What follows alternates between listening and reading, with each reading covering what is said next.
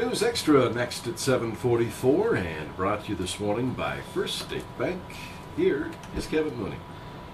Thank you, Dennis, and good morning, everyone. Our guest today is Leslie Gaunt. She is the new Interpretive Park Ranger over at Scotts Bluff National Monument. I don't know how new she is. She's been here a little while, but she took the place of Valerie Newman. If you remember, Valerie Newman used to come in here a lot and talk about things going on at the Scotts Bluff National Monument, and she has moved on. So Leslie is here to discuss a number of things going on. And first of all, let's get with the programs for this week. Okay, Friday evening is a park ranger visit. That's correct. Lisa Blanco will be talking about George W. Riddle, who crossed on the Oregon Trail in 1851. Pretty unusual to go to Oregon that year. It was still very popular to go to California for the California Gold Rush, of course. And he went also across the first year that Mitchell Pass was open. All right, so that was a big deal because before that, they went all the way around on Rubidoux, right? Rubidoux, that's right. Of course, they were escaping the Badlands because they couldn't cross there. Yeah. Between the bluff and the river. They wanted to stay next to the river, but they were forced away from it. Yeah, so they went all the way over toward Rubidoux and crossed over there. Mm-hmm. And then, how did people find out that the Mitchell Pass was available? Did they just discover it, or was it kind of a wide knowledge that was a place to cross? Well, by 1851, there were a lot more traders on the route going to California and Oregon, so they would have known about it. And also in 1851, there was the big treaty meeting, the Horse Creek Treaty, that took place later than the immigrants were going past, but people were pretty knowledgeable about what was happening on the trail. Okay. All right, so they knew that was a place to go. They also knew, although this was a problem not only for people that were moving along the trail, but even in the states to the east, there was a problem with cholera before this, right? Very, very true. And it was still a problem in 51 and 52. It's just that in 51, it seems that people just didn't want to cross. They were very worried about cholera, for one. And not so much the Indian problem, because up until that point, there hadn't been a true problem with them. But it could have been some other aspects that worried people. There were a lot of people going to California. They were learning that not everybody was making all the wealth that they thought they would. Oh, by going to California, huh? Mm-hmm. So the rumors got back that just a few people were finding gold and not a lot of them were finding gold. But still, people were dreaming about making their fortune. So it was still drawing people. Yeah. Okay. So, and Mr. George Riddle, like you said, Lisa's going to talk about him. Did he must have had a very good diary of exactly what happened on his visit? Right. You can't really talk about the individuals unless they have written something, either a diary or a journal after the fact. He also went on and journaled his time in Oregon. She'll be talking about that the week after. Oh, okay. All right, very good. So she'll be doing that the Friday evening after that, huh? Correct. Okay, what time does this program start again? That'll be at 8 o'clock in the amphitheater. 8 o'clock in the amphitheater. And don't forget, we're going to have a story coming up in the news about how West Nile has shown up. Talked to Bill Weinman last evening.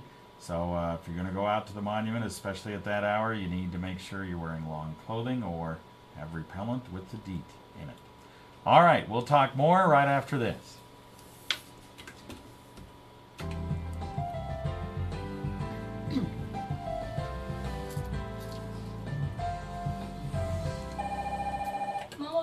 You'll never guess what your son-in-law did now. Oh no, what'd he do? I was looking for a canceled check and discovered that Kenny is so paranoid about identity theft that he ran every piece of paper in the house through the wood chipper. You need e-statements from First State Bank. Always have fast and secure access to your statements, and Kenny won't have to worry about your bank statements being in the mail or lying around. Thanks, Mobile Granny. First State Bank, member FDIC.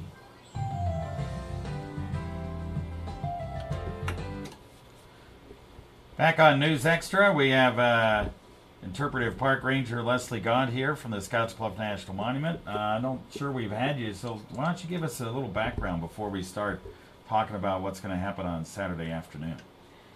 Well, I have a rather odd background for a park ranger. Okay. I have a degree in theater. Oh, you have a degree in theater. I concentrated, though, on costuming, not acting, and that led me into doing living history on my own after becoming a Forest Service ranger, doing wilderness patrol and then firefighting. Oh, so you kind of, you did do a kind of Roundabout. circle route to get there. Right. And after I moved from the San Bernardino National Forest to the Inyo National Forest, I volunteered at Scotty's Castle in Death Valley. And that site is great for living history. They do 1939 tours of the castle. And a year later, I applied and got a job there, and I was there for 12 years. Yeah, and Then down to Joshua Tree National Park for 2 years, and now here. Okay. And we're going to talk about that living history program a little bit, but we want to also mention that this weekend, 4 o'clock in the afternoon on Saturday, is the guest speaker, and this kind of guest speaker thing has been moved, right? That's correct. For years it had been Tuesday evenings at 8, but with our budget cuts, we're having trouble staffing several evening shifts. So we wanted to make it earlier, but earlier on Tuesday doesn't work very well at all. So we shifted it to Saturdays at 4 o'clock. This year with the heat, we haven't had them outside very much in the amphitheater. We've usually moved them into the landmark room. Yeah, I would bet. So this Saturday you'll probably do the same thing because it's supposed to be fairly warm, and Barb Netherland will be there. That's right. I'm really excited to hear her talk. She's going to be talking about Terry Carpenter. He was such an influence in the area.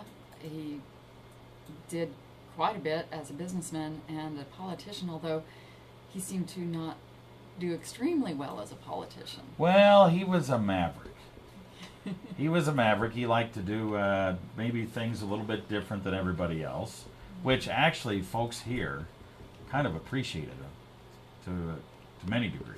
Mm-hmm. So from what I understand, I wasn't around either when Terry Carpenter was the state senator, at least not here in western Nebraska. So, but from what I understand, that should be a very interesting talk because Terry Carpenter is a very interesting person. And Barb really enjoys researching history, so I know that's one of the things she's having fun doing now that she's not the director at the museum. Right. Okay, so Barb Netherland on Terry Carpenter, 4 o'clock Saturday afternoon, probably inside in the theater, more than likely, unless the weather cools down from what they're forecasting. Now you mentioned the living history thing. You're really into that. You're trying to do more with the living history at the monument, right?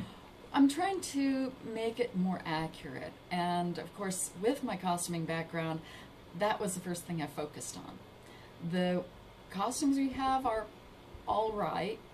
The ladies have nice dresses, but they don't have petticoats or corsets or any of the other things. So you're making them do that, huh? I'm afraid we are. Yeah. We're starting with the petticoats because that makes a big difference in the way you move, the way the dress moves, especially in the wind.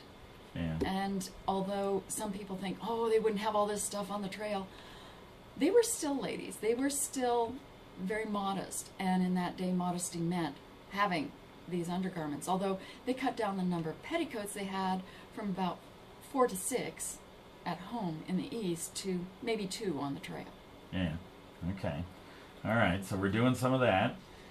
And we do have a new hand cart. It's a little more accurate in size than the one we've had on display. Mm-hmm. We're going to pack it the way we did in the parade. We're also going to pack the Murphy wagon more accurately to the full load that they would have had going across on the trail. Right now we only have a few things in there and a few little props, but we're working on doing that slowly, of course. Yeah. Okay. Well, good luck with all that. Thanks. And I'm sure those women wearing petticoats and corsets will really appreciate the fact you're doing a more accurate version, especially in this weather. So, Well, I've been wearing mine. Yeah, okay, so there you go. So if you're the example, then everybody else has to do it. All right, once again, 8 o'clock Friday evening with Lisa Blanco, park ranger, talking about George W. Riddle and his travels along the Oregon Trail. Saturday afternoon, 4 o'clock, Barb Netherland will be probably in the theater on Saturday afternoon, and she'll be discussing Terry Carpenter. Very good. Thank you for coming in. Well, thank you very much for inviting me. You bet.